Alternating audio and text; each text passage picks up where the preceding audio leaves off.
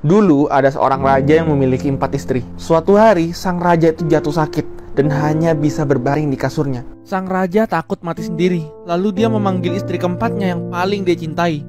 Istri keempat itu sang raja belikan berlian, emas, dan baju-baju mewah. Sang raja pun bertanya, "Kamu mau nggak mati bersamaku dan menemani aku pergi ke akhirat?" Istri keempat pun berkata, "Maaf, nggak bisa." Lalu pergi meninggalkan sang raja begitu saja. Lalu sang raja memanggil istri ketiganya yang juga dia cintai, yang paling dia bangga-banggakan, ke negara tetangganya. Pertanyaan yang sama muncul, "Mau nggak kamu pergi bersamaku ke akhirat?" Istri ketiga pun berkata, "Maaf, aku nggak bisa ikut denganmu. Aku terlalu mencintai hidupku, dan saat kau mati nanti, aku akan menikah lagi." Lalu datanglah istri keduanya yang selalu ada dan membantu ketika sang raja membutuhkannya. Sang raja bertanya juga, "Mau nggak kamu menemaniku ke akhirat?" "Maaf," kata istrinya, "kali ini aku gak bisa membantumu.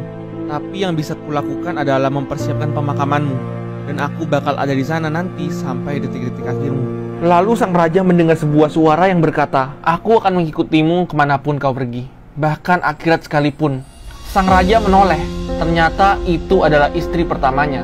Istri pertamanya adalah istri yang paling tidak dia urus. Sang raja pun malu, lalu berkata, "Maafkan aku, harusnya aku lebih memperhatikanmu dan merawatmu selagi aku hidup."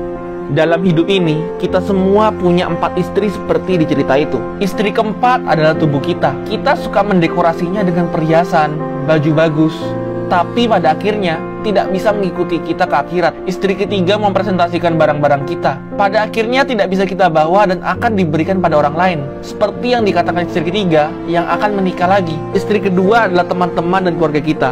Kita mempercayai mereka. Mereka selalu ada ketika kita membutuhkan mereka. Tapi tempat paling jauh di mana mereka bisa menemani kita adalah di pemakaman kita. Dan istri pertama adalah jiwa kita. Seringkali kita lupa untuk merawat jiwa kita, padahal itulah yang akan mengikuti kita ke akhirat. Jaga baik-baik tubuh dan kesehatanmu. Nikmatin barang-barangmu. Hargai waktu dan momen bersama teman dan keluargamu. Tapi jangan pernah lupa untuk merawat jiwamu. Pelihara jiwamu.